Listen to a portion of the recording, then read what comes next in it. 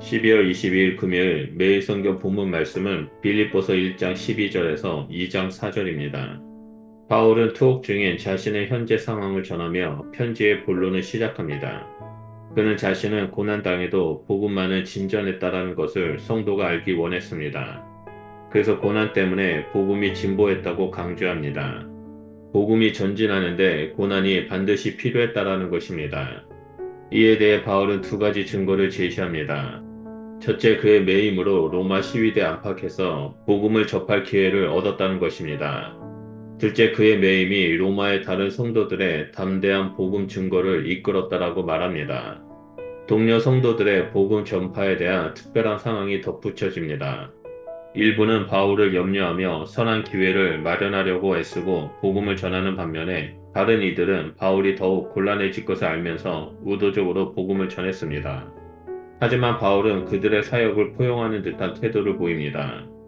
방법이 어떻든 복음을 전해지면 된다는 뉘앙스를 보이지만 우리는 바울의 심정을 오해해서는 안 됩니다. 바울이 최우선에 둔 것은 예수 그리스도의 복음입니다. 본질은 타협할 수 없지만 비본질은 간용할 수 있습니다. 일부 성도들의 전도 활동이 자신의 매임에 부정적인 영향을 끼쳤지만 그 역시 결국 그리스도가 전파되는 긍정적인 결과를 낳았다라고 판단했습니다. 그래서 자신은 매임되었지만 그리스도가 전파되는 것에 대해 기뻐할 수 있다라고 고백합니다. 바울은 또한 빌립보 교회 성도의 강구와 예수 그리스도의 성령의 도우심이 결국 자신을 구원할 줄 알기 때문에 나의 간절한 기대와 소망을 따라 아무 일에든지 부끄러워하지 않는다라고 말합니다.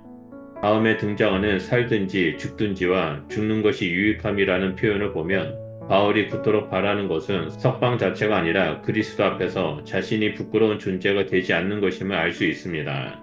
자신의 형편과 처지가 어떠하든 그리스도가 존귀하게 되는 것입니다. 그래서 21절에 내가 사는 것이 그리스도니 죽는 것이 유익함이라 라고 고백할 수 있었습니다. 여기에서 바울의 딜레마가 등장합니다. 메인바 되었을지라도 육신으로 살고 있는 것이 그리스도를 존귀케 하는 열매를 맺는다면 어떻게 해야 할까? 죽음을 환영해야 할까? 그리스도를 위해 생명 연장을 기대해야 할까? 바울은 무엇을 선택할지 나는 알지 못하노라 라고 고백합니다. 그는 두 가지 옵션 사이에 끼었다라고 말합니다. 당장 육체의 생을 마감하고 그리스도와 영원히 함께하는 것이 개인적으로 훨씬 좋지만 육신으로 복음의 진보를 좀 더 이루는 것은 성도들에게 유익한 일이기 때문입니다. 이는 좋고 나쁘고 유익하고 무익하고의 문제가 아닙니다. 좋고 더 좋고 유익하고 더 유익하고의 문제이고 개인, 공동체의 문제입니다. 아직 빌립보 교회 성도들 안에 믿음의 진보와 기쁨이 필요합니다. 자신의 석방과 제외는 그들에게 더 유익합니다. 바울 자신에게도 그렇습니다. 그들로 말미암은 자랑이 더 풍성해질 것이기 때문입니다. 이 대목에서 바울은 어느 정도 석방을 기대한 것 같습니다. 이어서 바울은 공동체 신앙을 위한 권면을 꺼냅니다. 그리스도의 복음에 합당하게 생활하라는 기독교의 신앙의 큰 명령입니다. 복음에 합당한 삶의 열쇠는 성도 간의 온전한 연합입니다. 한 마음으로 한 뜻을 위한 일에 확고부동해야 합니다. 27절에 생활하다라는 말은 시민으로 살다라는 의미입니다. 즉 복음으로 말미암아 하늘 시민권을 가진 자로서 합당한 삶을 살라는 것입니다. 그것은 공동체가 연합해 한 마음 한 뜻으로 성취해야 합니다. 이를 이루는 과정에서 복음을 대적하는 자들을 두려워하지 말아야 합니다. 대적이 누군지 규정할 수 없지만 바울은 성도들에게 두려워하지 말라고 권면합니다. 대적자들의 공격이 성도들을 멸망시킬 듯이 보이지만 그것은 성도들에게 구원의 증거가 될 것이기 때문입니다. 여기에 바울의 고백이 담겨 있습니다. 하나님께서 은혜를 주심은 그리스도를 믿게 하기 위함이며 또 그리스도를 위해 고난도 기꺼이 받게 하기 위함입니다. 바울은 믿음과 고난을 동전의 양면처럼 소개합니다. 세상은 복음을 환영하지 않습니다. 그러므로 복음에 합당한 믿음의 삶은 늘 고난을 동반합니다. 하나님의 은혜는 성도 스스로를 위해 믿음으로 이끌지만 그리스도를 위해서는 고난으로 이끕니다. 그것을 싸움으로 묘사합니다. 빌립보 성도들은 바울의 싸움을 보고 성도들은 더욱 연합에 힘써야 합니다. 바울의 마지막 소단락에서는 무엇에 어떻게 힘써야 할지를 소개합니다. 우선 성도들이 힘써야 할 것은 권면, 위로, 교제, 국률, 자비를 소개하는데 모두 상호성을 갖습니다.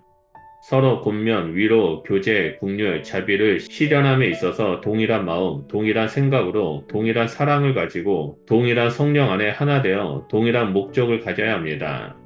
결코 다툼이나 허영에 이끌리지 말아야 합니다. 하나됨의 핵심 가치로서 겸손이 등장합니다. 서로 겸손한 마음으로 지체를 기이 여기고 자신의 일에 성실할 뿐 아니라 지체의 일도 돌아볼 줄 아는 넉넉한 마음을 가져야 합니다. 이런 적극적인 삶이 대적의 반대와 고난의 현실을 이겨내는 공동체의 그리스도의 복음에 합당한 삶입니다. 오늘 본문에서 복음에 합당한 삶은 공동체 안에서 성도들이 같은 마음과 같은 사랑으로 하나 되는 것입니다. 자기를 드러내기보다는 자기를 부인하고 십자가를 본받아 남을 나보다 낫게 여기는 삶을 사는 것입니다. 그래서 다 함께 하나님의 기쁨에 참여하는 것이 삼위 하나님의 연합을 본받는 복음에 합당한 삶입니다. 그러므로 우리는 하나님을 사랑하고 서로를 내 몸과 같이 사랑하는 자가 되어야 합니다. 그래서 하나 되는 신앙 공동체를 이루어 함께 믿음의 표대를 향해 나아가는 자가 되어야 합니다. 오늘 본문 말씀을 기억하면서 우리 한 사람이 머무는 곳마다 그리스도의 복음 안에서 하나됨을 이루는 일들이 일어나기를 축복합니다. 기도하겠습니다. 하나님 감사합니다. 우리를 예수 그리스도로 말미암아 구원하시고 하나님 나라의 한 공동체로 우리를 불러주셔서 감사드립니다. 하나님 우리가 거하고 있는 신앙 공동체인 교회 안에서 우리가 서로 사랑하고 섬김으로 말미암아 하나된 공동체를 이루기를 소원합니다. 하나님 우리 삶 가운데 동일한 영이신 성령님께서 충만하게 임하여 주셔서 성령으로 말미암아 서로를 사랑하고 서로를 섬기고 서로를 용납하며 하나됨을 이루는 자가 될 수 있도록 우리 가운데 역사하여 주시옵소서. 그래서 우리가 이 땅에서 온전한 하나님의 나라를 이루며 믿음 가운데 걸어가겠습니다. 우리가 서로를 사랑하고 한마음 한뜻으로 하나님을 예배드리기를 결정하오니 하나님 우리를 통해서 하나님 나라가 확장되어지고 하나님의 영광이 선포되는 일들이 일어날 수 있도록 역사하여 주시옵소서.